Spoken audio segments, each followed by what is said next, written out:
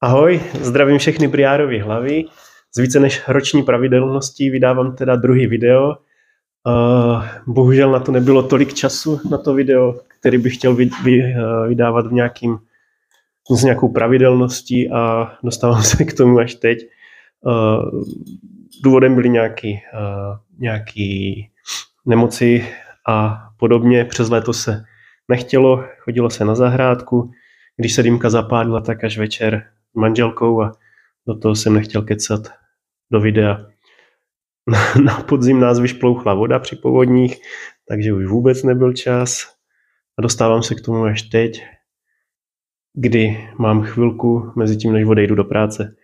Chtěl bych vás přivítat u nás v kuchyni. No, zatím to není kuchyň, je to cosi, co bývalo obyvákem, ale k tomu se asi dostaneme za chviličku, protože vám to tady trošku ukážu. Dneska jsem zvolil takovou menší dýmku od pana Bati. Teď si ji nacpávám, dávám tam Black Forest. Až bude nacpaná, tak vám potom ukážu celou, jak vypadá. Zase na to nemám moc času, na tu dýmku, tak aspoň takovou menší. Tak, vyzkoušíme. Dáme filtr. Takže aspoň tak.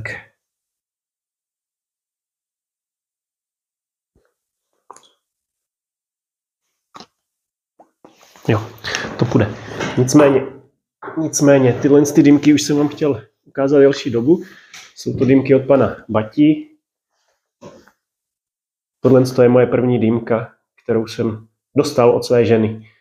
Je to březová dýmka, která má takhle kotlík vevnitř vyložený briárem.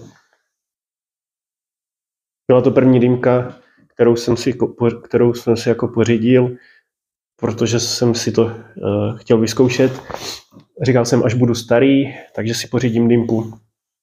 A manželka naznala, že už je čas, tak mi za našeho prvního syna pořídila tuhle perfektní dýmku, se kterou se to potom všecko rozjelo.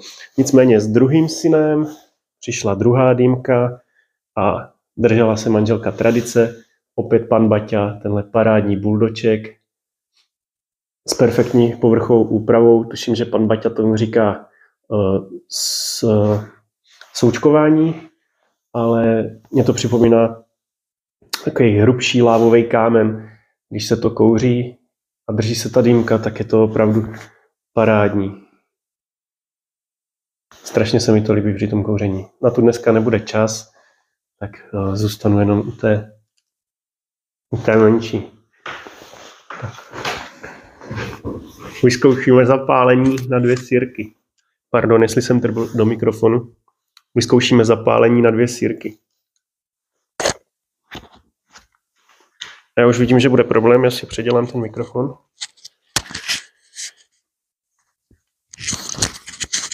Komu ho dáme?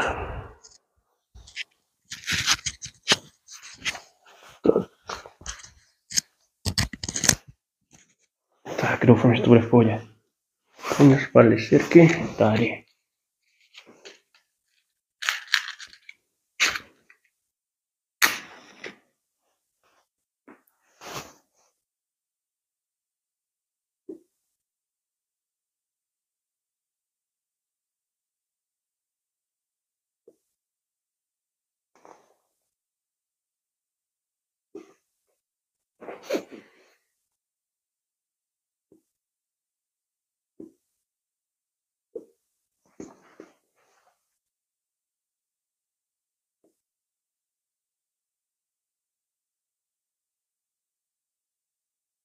Po dlouhé době zase dýmka. Vypadá to, že to vyšlo.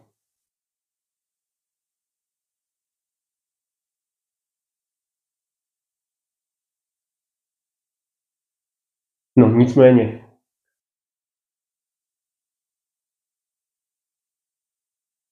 Jak jsem vám představoval tyhle 2 dýmky od pana Bati, tak to vypadá, že zase bude letos další dýmka. No a tudíž Proto jsem říkal, že vás vítám v naší nové kuchyni. Museli jsme pořídit nemovitost, protože se rozrůstáme, přibude třetí prcek. Půjdeme z bytu a já už tady vymýšlím, kde bude kuřárna. Manželka říkala, však proto jsme to koupili, abys měl kuřárnu, ne? Tak to mě tak milé potěšila.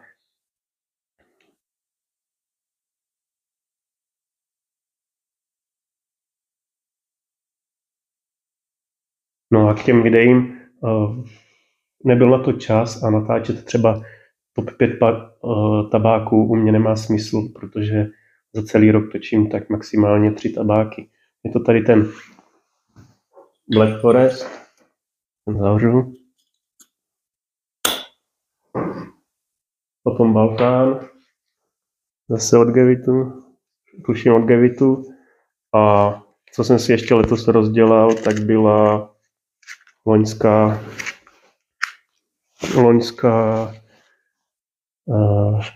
vánoční edice 1. Takže to byly takový 3 tabáky.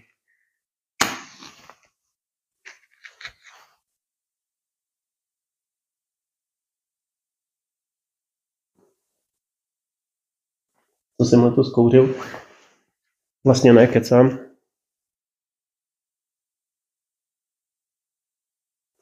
Byli 4.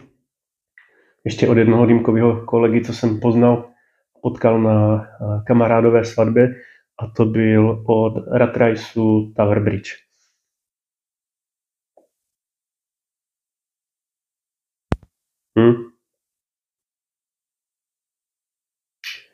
Dobrý. Škoda, že už se to nedá koupit.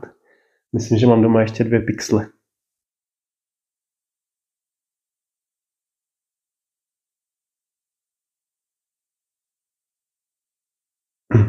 Jestli vám přijde, že to kouřím rychle, tak je to možný, protože jsem nějakou delší dobu neměl dýmku a teď mám takový menší časový okýnko, ale myslím si, že to je v pohodě. Nicméně, chtěl jsem vám ukázat část míst, ze kterých bych si udělal kuřárnu, tak vám to ukážu. A ještě vám ukážu tady, jaký máme výhled z okna, jaký bude výhled z kuchyně na rybník. To je parádní. A takovýhle výhled budeme mít potom z okna na rybník z jedné strany. Takže toto budeme rekonstruovat potom. Ještě k tomu patří takovýhle starý chlívy a velká zahrada až dozadu tam k tomu břehu. I střešně. No, a já se vidím tady, v té místnosti, která bude dílna, až se nějakým způsobem vyklidí. A dá se pokračovat i dál tady do těch chlívů. Plus ještě to je celý půlka baráku je pod sklepem. Takže to jsem se jen tak krátce připomněl v krátkým dýmkovým videu. Baví mě to dělat ty videa, ale není na to toho tolik času, co by člověk potřeboval. Takže